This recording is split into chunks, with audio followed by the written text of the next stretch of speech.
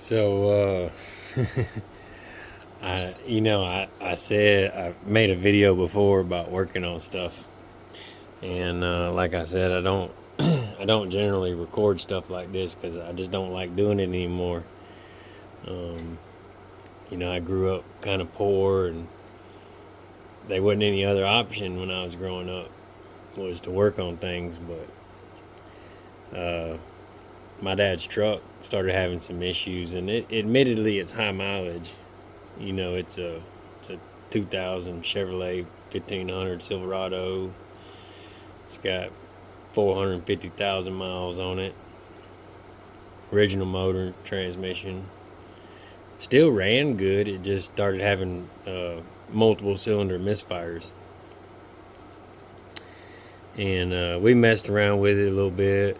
This, that, the other. Did a couple things and just couldn't get it to act right. So I was like, well, we'll check the compression on it and see what it's doing.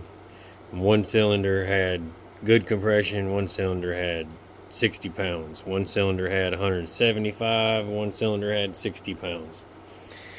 So I was like, you know what? I'm going to pull the heads and see what's going on.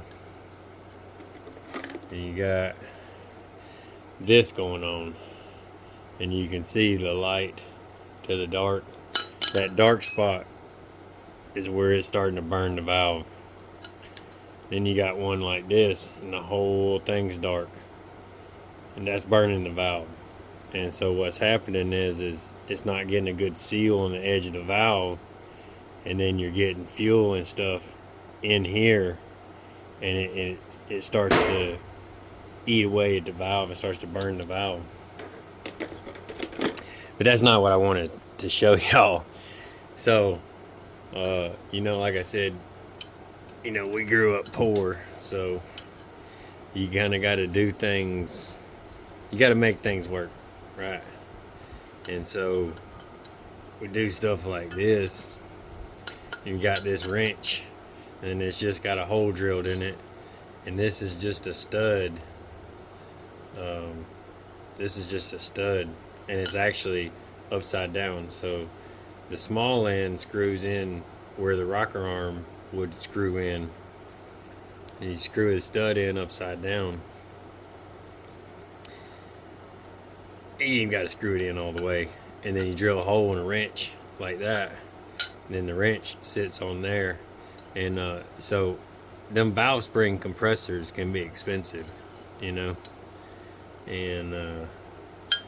this is, I guess you could say, this is just the poor man's way of compressing valve springs. So you give it a couple little turns like that, it'll go down. Then you got to kind of pick the head up and give the valve a couple taps. And get it to release the keepers. Then just pull the keepers out like that. Then you just take that nut off.